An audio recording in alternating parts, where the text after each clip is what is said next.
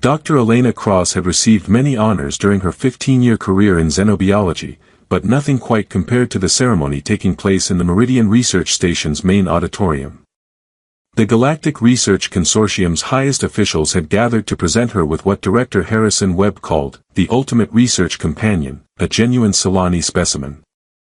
Dr. Cross, Director Webb announced to the assembled crowd, in recognition of your outstanding contributions to interspecies behavioral studies, the consortium is pleased to award you with this rare companion specimen.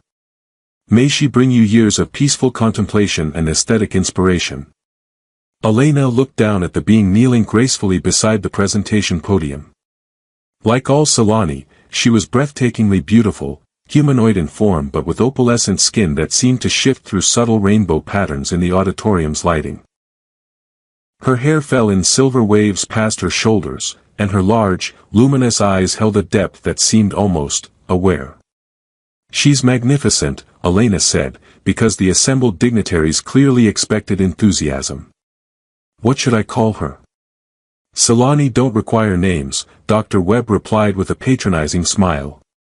Though some owners prefer to assign designations for convenience. They respond well to simple vocal cues and can be trained to perform basic domestic functions. Elena knelt down to get a better look at her new companion. The Solani remained perfectly still, her head bowed submissively, her breathing so controlled it was barely perceptible. Everything about her posture suggested the perfect exotic pet, docile, beautiful, and completely non-threatening. That's when their eyes met. The moment Elena looked directly into those luminous depths, the Solani's lips moved almost imperceptibly. The words were so quiet that Elena almost convinced herself she'd imagined them. Please don't cage me. Elena's breath caught. She stared into the being's eyes, searching for any sign that she'd misheard, that her mind had somehow projected human speech onto what everyone assured her was a beautiful but non-sentient creature. The Solani's gaze was steady, intelligent, and utterly desperate. Dr. Cross. Director Webb's voice seemed to come from very far away. Is everything satisfactory? Elena forced herself to stand, her mind reeling with implications she couldn't yet process. Yes, of course. She's perfect. Excellent. The transport team will deliver her to your quarters within the hour, along with care instructions and feeding protocols. Webb handed Elena a data pad thick with documentation. I think you'll find that Solani companionship is remarkably soothing. Many researchers report improved focus and reduced stress levels. The ceremony continued around Elena, but she found herself unable to concentrate on the speeches about research excellence and institutional generosity. Her eyes kept returning to the being kneeling beside the podium, who maintained perfect stillness despite what Elena was now certain had been a plea for help. Solani are remarkably low maintenance, Dr. Webb was explaining to a group of visiting researchers. They require minimal food, no complex environmental controls, and their docile nature makes them ideal for residential settings. Unlike some exotic species, there's absolutely no risk of aggressive behavior or escape attempts. Elena watched the Solani's hands, noting how they remained folded in her lap with practiced precision. There was something too perfect about her posture, too controlled about her breathing. It was the stillness of someone who had learned that any movement might draw unwanted attention. Their intelligence is purely instinctual, continued Dr. Webb. Beautiful behavioral patterns that mimic higher reasoning but lack true consciousness. Think of them as living art pieces that happen to respond to environmental stimuli. Have there been any studies of their neural complexity? Asked one of the visiting scientists. Extensive studies. Their brain structures are sophisticated enough to produce complex behaviors, but they lack the neural pathways associated with self-awareness or abstract thought. Essentially, they're biological automatons, remarkably sophisticated ones, but automatons nonetheless. Elena found herself studying the Solani's face more carefully. The being's expression remained neutral, but Elena caught the slightest tightening around her eyes when Dr. Webb described her as an automaton. It was subtle enough that anyone not looking directly at her would have missed it entirely. But Elena was looking directly at her. And she was beginning to suspect that the being was looking back. After the ceremony concluded and the crowd dispersed, Elena found herself alone with her new companion, while the transport team prepared the delivery arrangements. "What's your name?" Elena asked quietly, making sure no one else was within earshot. The Solani remained motionless, her gaze fixed on a point somewhere past Elena's shoulder. For a moment, Elena wondered if she'd imagined the entire interaction. Then, almost inaudibly, came the response. "Zara." Elena's heart pounded. "Zara, I'm Elena. I heard what you said earlier. About not wanting to be caged." Zara's luminous eyes flicked toward Elena for just an instant before returning to their previous position. "I should not have spoken. It was unwise." "Why?" "Because if they knew we could speak, could think, could feel." Zara's voice was barely a whisper. "The illusion is all that protects us." "Protects you from what?" "From worse fates than being decorative prisoners." Zara's hands trembled almost imperceptibly. "Please, Dr. Cross. Whatever you choose to do with this knowledge, remember that my people's lives depend on your discretion." Before Elena could respond, the transport team arrived to escort Zara to her new quarters. As they led her away, Elena noticed how Zara moved with fluid grace that seemed almost choreographed, every gesture designed to reinforce the impression of beautiful but mindless compliance. It was only when they were gone that Elena realized what she'd just witnessed. The Galactic Research Consortium hadn't given her a pet or a research companion. They'd given her a slave. A sentient being who had been forced to pretend to be an animal to survive in a galaxy that had decided her species wasn't worthy of personhood. Elena looked down at the care instructions in her hands, reading phrases like feeding schedule and behavioral reinforcement with growing horror. Every word was written from the perspective of someone managing property rather than caring for a living being. That evening, as Elena sat in her quarters waiting for Zara's arrival, she faced a choice that would define not just her career but her fundamental understanding of right and wrong. She could maintain the illusion that Zara was simply a beautiful pet, allowing her to continue her research while turning a blind eye to what amounted to slavery. Or she could acknowledge the truth of what she'd witnessed and face the implications of living in a civilization that had systematically enslaved an entire sentient species. When Zara was finally delivered to her quarters in a transport cage that Elena now recognized as a prison, the choice became clear. "I'm not going to cage you," Elena said as soon as they were alone. Zara looked up from where she knelt beside the cage, her luminous eyes filled with cautious hope. "Dr. Cross. My name is Elena. And you're not my pet. You're my guest. At least until we figure out how to get you somewhere safe." For the first time since Elena had met her, Zara smiled. It was Elena spent her first night with Zara in her quarters learning to see the galaxy through entirely different eyes. What she'd always assumed was an enlightened civilization built on scientific progress and ethical advancement was actually a complex system designed to justify the systematic exploitation of beings deemed lesser. "How long have your people been classified as non-sentient?" Elena asked as they sat together in her living area, Zara having refused the pet bed that had been delivered with her care supplies. 237 standard years, Zara replied, her voice carrying the weight of generations of suppressed history. Though the classification was challenged repeatedly for the first 50 years. What happened to the challenges? They became inconvenient for those who profited from the trade. Zara's luminous eyes reflected the room's soft lighting. Researchers who documented our intelligence found their funding cut, their data questioned, their careers destroyed. Eventually, it became professionally dangerous to suggest that Solani might be people rather than property.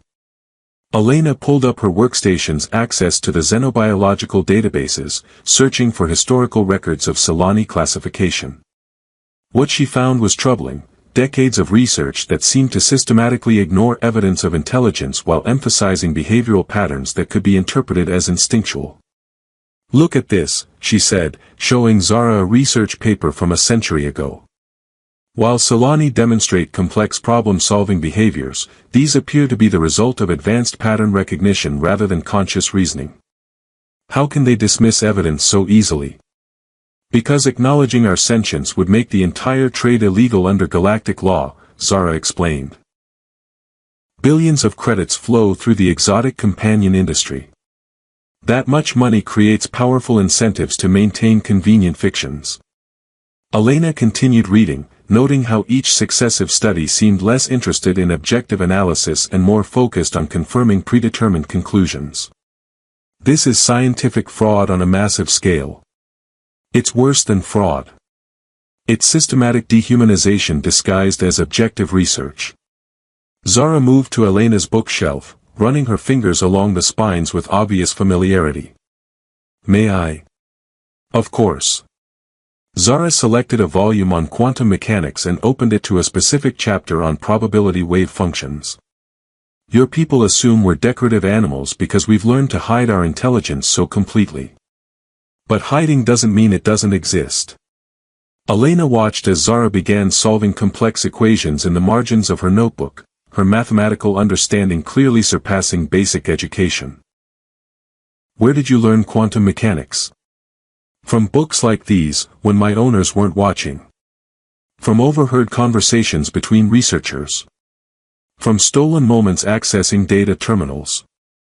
Zara's writing was elegant, precise, and obviously the work of an educated mind. Solani have excellent memories and limitless patience.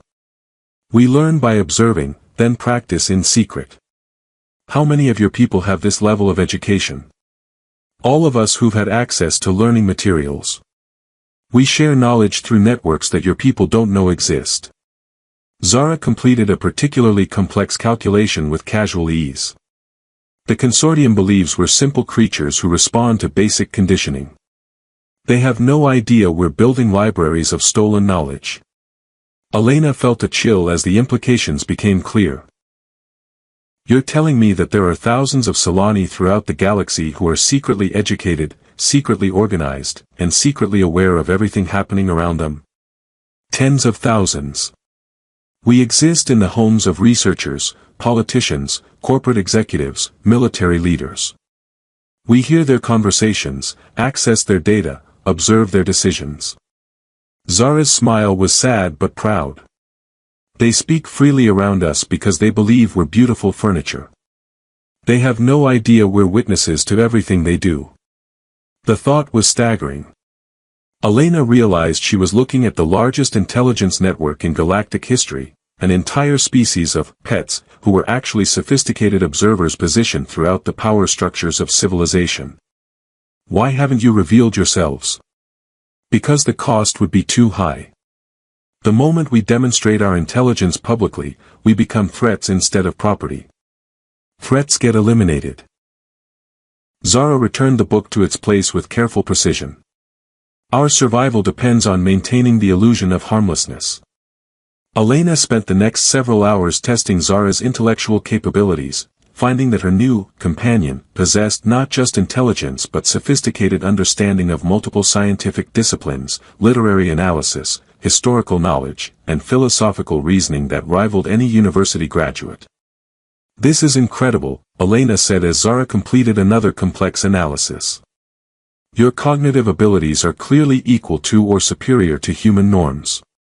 Yet your databases classify us as advanced biological automatons with sophisticated behavioral programming. Zara's tone carried bitter irony.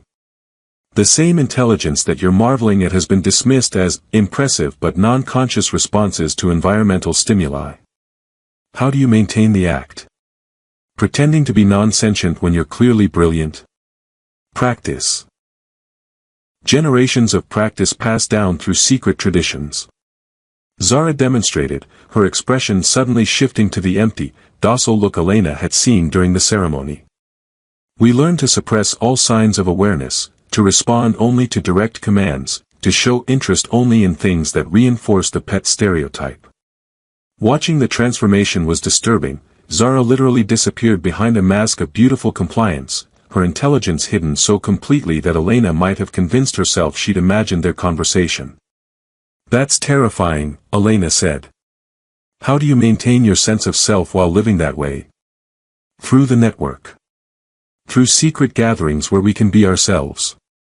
Through art and poetry and philosophy that we create in hidden moments. Zara's expression returned to normal, but Elena could see the strain of constantly performing ignorance. And through hope that someday the truth will be safe to speak. What would it take for that day to come? A complete restructuring of Galactic Society's relationship with Solani. Evidence so overwhelming that denial becomes impossible. Protection so comprehensive that revelation doesn't mean death. Zara was quiet for a moment. Or a champion with enough credibility and courage to risk everything for the truth. Elena felt the weight of implication in those words. Zara, what exactly are you asking me to do? I'm not asking you to do anything, Elena. I'm simply answering your questions honestly. But Zara's luminous eyes held hope that was impossible to miss. Though I will say that having one person see me as I really am, rather than as property, has already changed my world. That night, Elena lay awake staring at the ceiling while Zara slept peacefully on the couch she'd chosen instead of the pet bed. Every assumption Elena had about her civilization, her career, and her own moral compass had been shattered in a single day. Tomorrow, she would have to return to work and pretend that nothing had changed. She would have to interact with colleagues who saw Zara as a decorative animal while knowing that she was actually a brilliant individual forced to hide her intelligence to survive. The question was how long Elena could maintain that pretense before her conscience demanded action. In the morning, Elena found that Zara had organized her scattered research notes, solved 3 theoretical problems she'd been struggling with, and prepared a detailed analysis of her current project's methodology, all while Elena slept. I hope you don't mind, Zara said when Elena discovered the work. I wanted to be useful. Elena stared at research insights that would have taken her weeks to develop. Mind? This is incredible work. Then perhaps, Zara said carefully, you're beginning to understand what the galaxy has lost by choosing to see us as pets instead of people. Elena looked at her illegal guest, her brilliant friend, her unwitting collaborator in a system of oppression that suddenly seemed too enormous to bear. Zara, what happens if I can't pretend anymore? Then we find out whether the truth is worth the risk, Zara replied. But that choice can only be yours to make. Elena nodded, knowing that her comfortable life as a respected researcher was about to become very complicated indeed.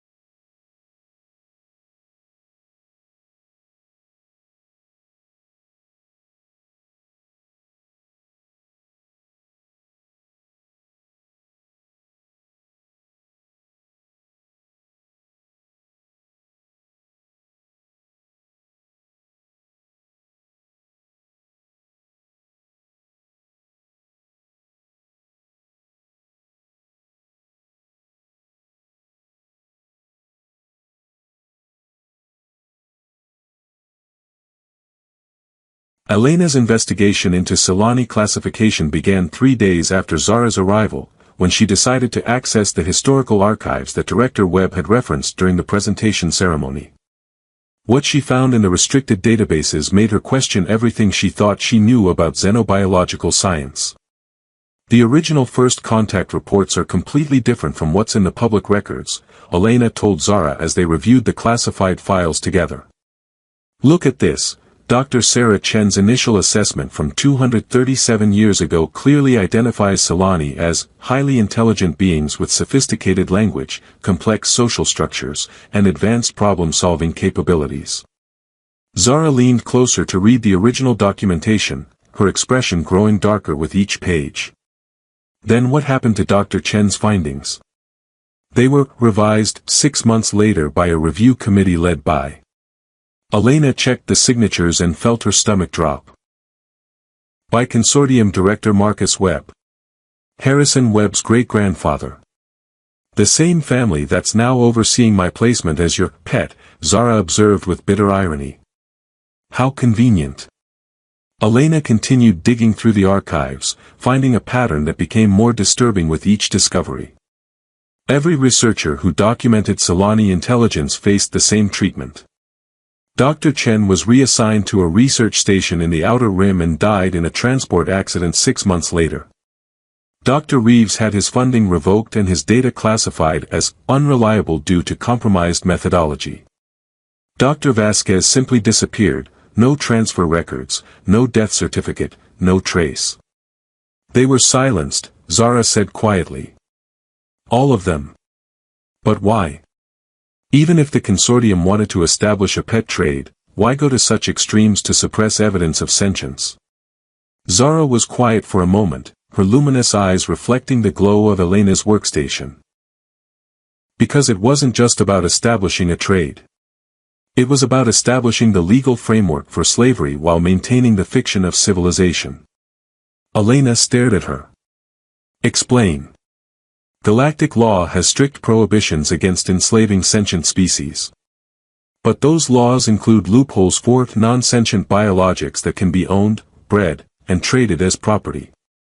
Zara gestured to herself. If my people were recognized as intelligent, the entire exotic companion industry would become illegal. Not just Solani, dozens of species currently classified as beautiful but mindless would have to be reclassified as people. The scope of the conspiracy began to dawn on Elena. You're talking about an entire economic sector built on systematic slavery. Worth trillions of credits annually. Private companions, entertainment venues, breeding facilities, research programs. Zara's voice grew heavy. The moment any of the pet species are recognized as sentient, the entire system collapses and billions of beings would have to be liberated. Elena pulled up financial records, following money trails that led from the consortium through dozens of subsidiary organizations, all connected to the exotic companion trade. The research station where I work receives 30% of its funding from companion species research grants. And Director Webb sits on the boards of 17 different companies involved in the trade, Zara added, having apparently memorized far more about their situation than Elena had realized. His personal wealth is directly tied to maintaining the current classification system. How do you know all this? Because Solani and corporate executive households have been gathering intelligence for decades. We know which board members profit from our enslavement, which researchers are paid to produce favorable studies, which politicians receive campaign contributions in exchange for maintaining current laws. Zara's expression was grim. We know everything, Elena. We just haven't been able to act on that knowledge. Elena spent the next several hours diving deeper into the hidden networks of corruption and complicity that maintained the exotic companion trade. What she discovered was a system so pervasive and profitable that challenging it would mean facing some of the most powerful forces in galactic civilization. This is bigger than scientific fraud, she said finally. This is a criminal conspiracy involving government officials, corporate leaders, and research institutions across multiple star systems. Now you understand why revelation is so dangerous, Zara replied. The people we be exposing have the power to destroy not just careers but entire lives. Elena leaned back in her chair, overwhelmed by the magnitude of what they'd uncovered. Zara, how many other companion species are actually sentient? Based on intelligence we've gathered from the network, at least 15 species currently classified as non-sentient show clear signs of consciousness, language, and complex reasoning. Zara pulled up images of various exotic companions on Elena's screen. The ethereals who serve as living art in wealthy homes are actually sophisticated philosophers. The luminants kept as mood enhancement pets are mathematicians and engineers. The Christians displayed as living jewelry are poets and musicians. Elena stared at the images with growing horror. An entire shadow civilization of enslaved intellectuals. Hidden in plain sight, serving the people who pride themselves on representing the pinnacle of galactic civilization. Zara's tone carried centuries of accumulated anger. Your people congratulate themselves on abolishing slavery while surrounding themselves with slaves they've convinced themselves aren't people. What about resistance? You mentioned networks. What are they actually doing? Gathering intelligence, preserving our cultures in secret, maintaining communication between separated families. Zara's expression grew wistful. And hoping that someday someone with enough credibility would be willing to risk everything to tell the truth. Elena felt the weight of expectation in those words. You want me to expose this? I want you to make your own choice about what kind of person you want to be, Zara replied carefully. But I will tell you that the window for revelation may be closing. What do you mean? There are rumors of new, enhancement programs being developed. Genetic modifications that would make companion species more docile, more dependent, less capable of independent thought. Zara's voice grew quiet. If those programs are implemented, the beings who could testify to our intelligence will be altered beyond recognition. Elena felt sick. They're planning to lobotomize entire species to make slavery more convenient. Among other things. The research proposals I've seen mention behavioral optimization, cognitive streamlining, and emotional regulation enhancement. Zara met Elena's eyes. In 5 years, there may be no one left who can prove we were ever truly conscious. That evening, Elena sat in her quarters staring at data that proved beyond doubt that her civilization was built on a foundation of systematic enslavement disguised as scientific classification. The evidence was overwhelming, the corruption was pervasive, and the stakes were nothing less than the freedom of millions of sentient beings. Elena, Zara said softly, I want you to know that whatever you decide, I'm grateful you've treated me as a person. That alone has meant more than you can imagine. I can't just pretend I don't know this, Elena replied. But I also can't ignore the fact that exposing it could get us both killed. Then perhaps the question isn't whether to act, but how to act in a way that maximizes impact while minimizing risk. Elena looked at her brilliant, brave, enslaved friend and made a decision that would change both their lives forever. Zara, what would it take to document your intelligence in a way that couldn't be dismissed or suppressed? Zara's luminous eyes widened with hope. Are you asking what I think you're asking?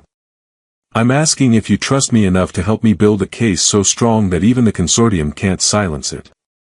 For the first time since Elena had known her, Zara smiled with unconditional joy. Elena Cross, I think we're about to change the galaxy.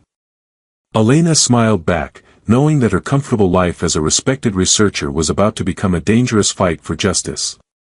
Then let's get to work.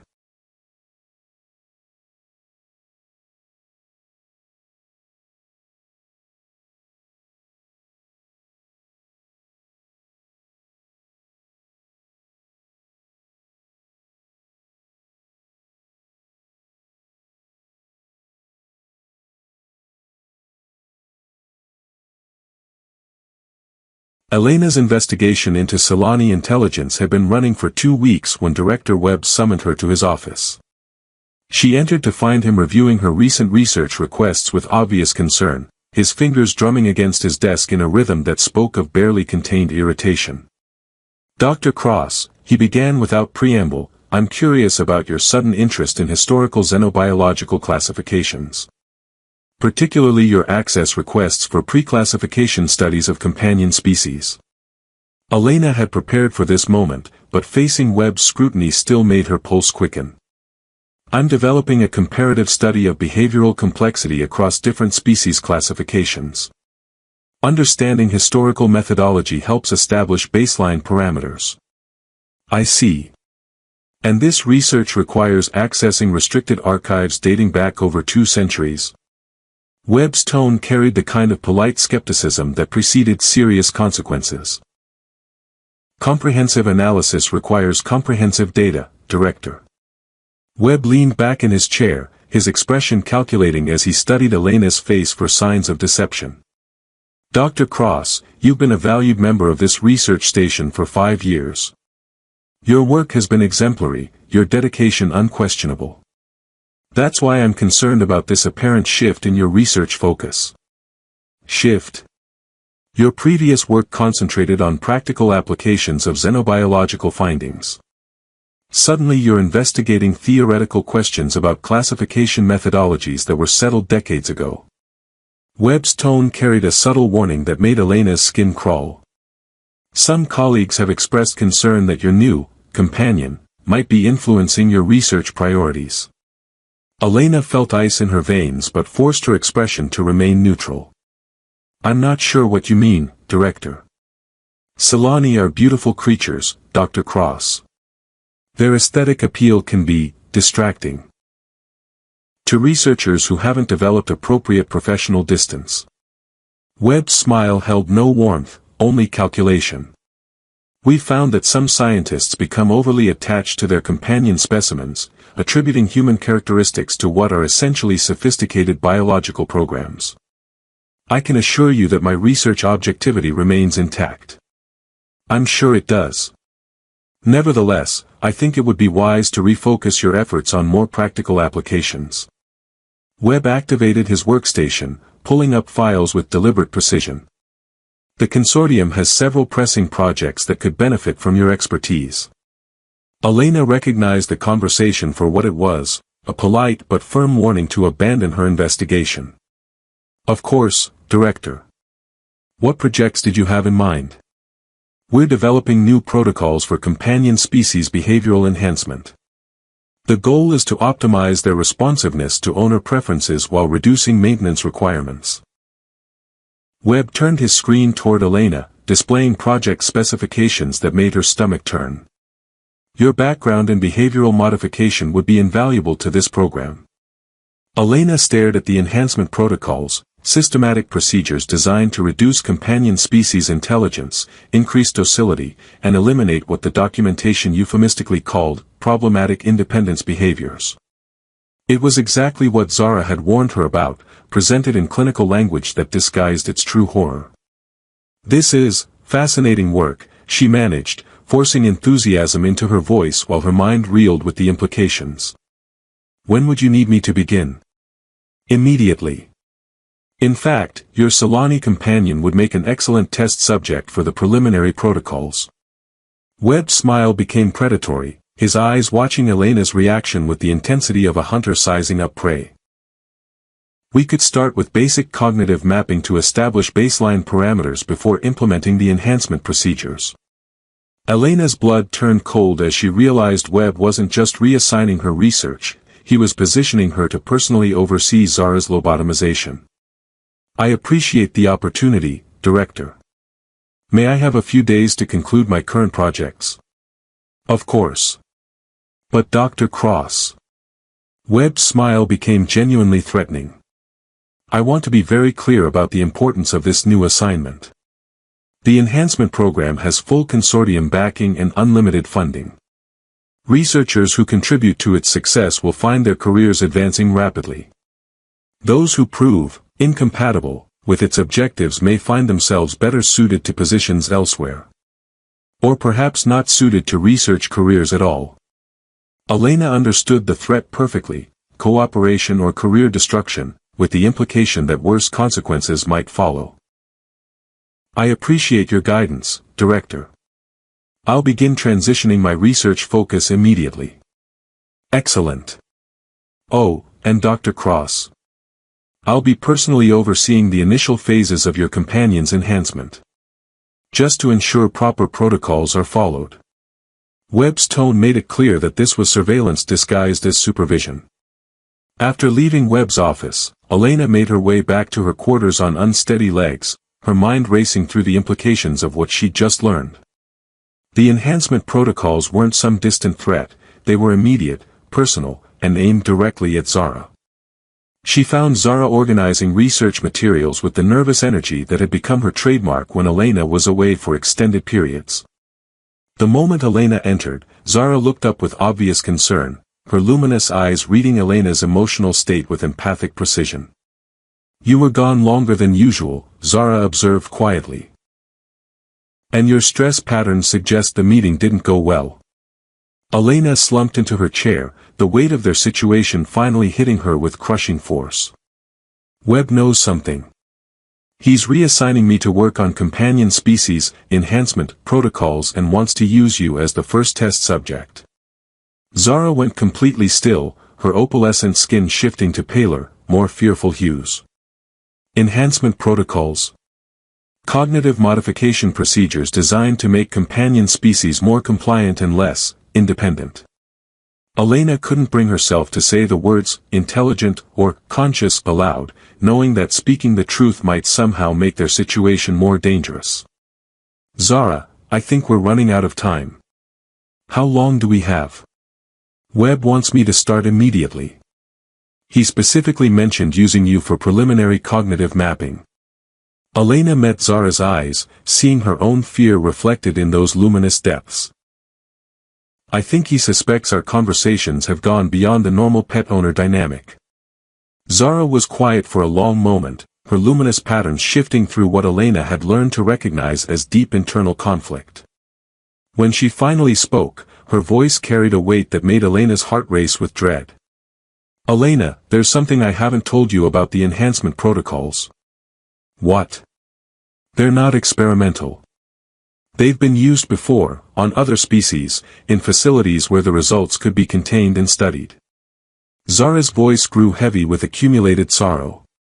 "The luminants I mentioned earlier, the ones kept as mood enhancement pets. They used to be philosophers and scientists, just like the rest of us. The current generation has been modified." Elena felt the room spinning around her as the full horror became clear. "You're saying they've already been lobotomizing companion species? Selectively?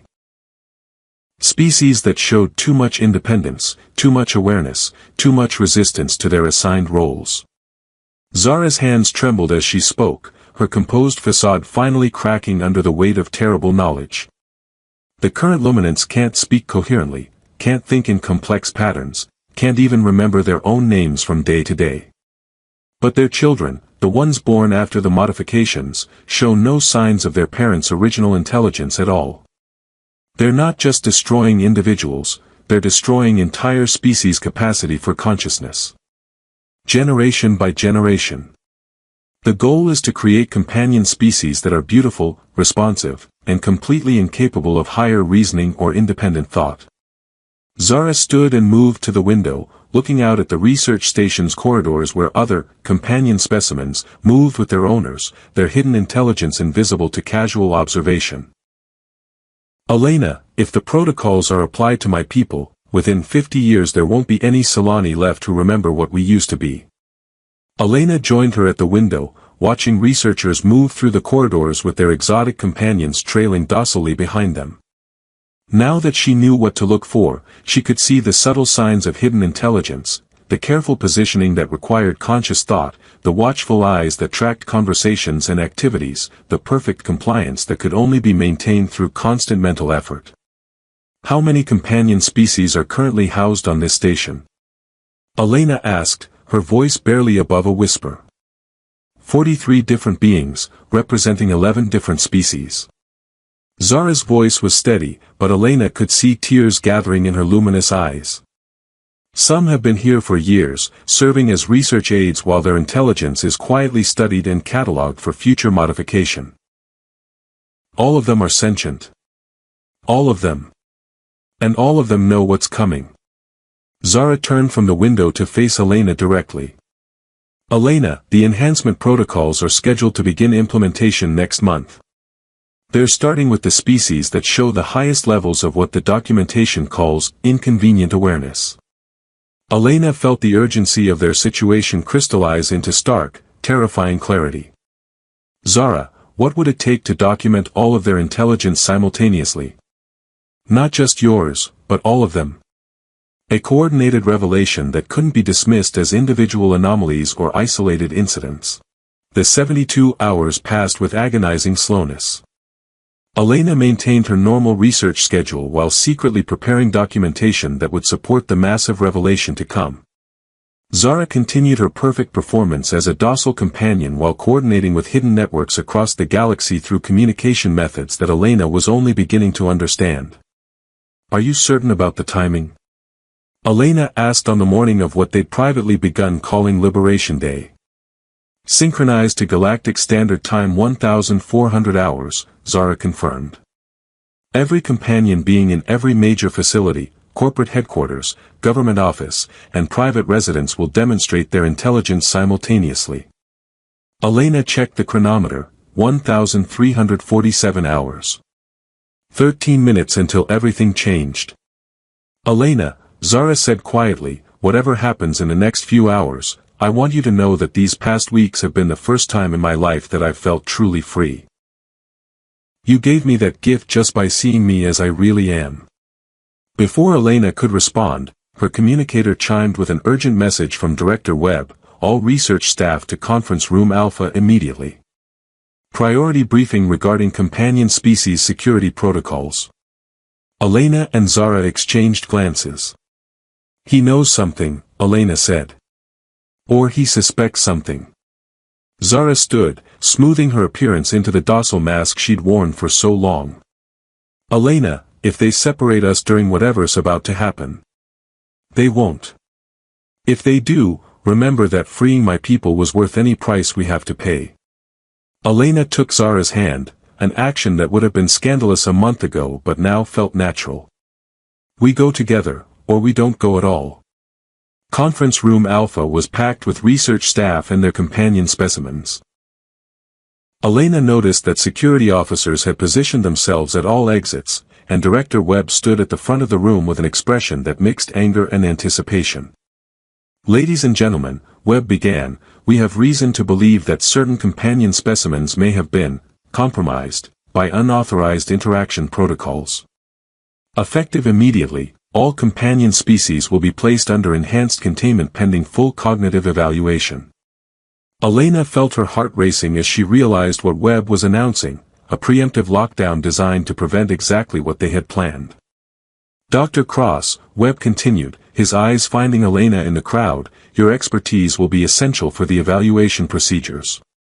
Please bring your Solani specimen to the assessment station." Elena looked at the chronometer, 1356 hours. 4 minutes. "Of course, Director," Elena replied, leading Zara toward the front of the room where portable containment units had been set up. As they approached the assessment station, Elena noticed that other companion beings throughout the room had begun showing subtle signs of tension. Their perfect compliance was beginning to crack as the moment of revelation approached. 1358 hours. "Dr. Cross," Webb said as they reached the containment station, "please place your specimen in the isolation unit. We'll begin with basic cognitive mapping to establish baseline consciousness parameters." Elena looked at Zara, who nodded almost imperceptibly. 2 minutes. "Certainly, Director. Though I should mention that I've observed some interesting behavioral anomalies that might be relevant to your evaluation." "What kind of anomalies?" Elena checked the chronometer, 1359 hours. "The kind that suggest your assumptions about companion species intelligence may need revision." Webb's expression darkened. "Dr. Cross, place the specimen in containment immediately." 1400 hours. Throughout the conference room, 43 companion beings straightened simultaneously, their docile masks dropping away as they revealed their true intelligence for the first time in decades. The transformation was startling. Beings who had appeared beautiful but empty suddenly radiated obvious consciousness, awareness, and dignity. "My name is Zara of the Solani," Zara announced, her voice carrying clearly through the shocked silence. "I am not a specimen, not property, and not anyone's pet. I am a sentient being who has been enslaved by this institution for research purposes." Around the room, other companion beings followed her lead. "I am Keth of the Luminance, mathematician and philosopher. I am Vera of the Cristans, poet and historian. I am John of the Ethereals, engineer and artist. The security officers reached for their restraint equipment, but Webb raised his hand to stop them. His expression had shifted from anger to something that might have been fascination. "Remarkable," he murmured. "How long have you been able to speak?"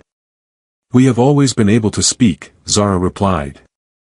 "We simply learned that survival required silence. And now? Now we choose freedom over survival." Elena's communicator erupted with emergency alerts from research stations, corporate facilities, and government offices across the galaxy. The coordinated revelation was working. Thousands of companion beings were demonstrating their intelligence simultaneously, making denial impossible.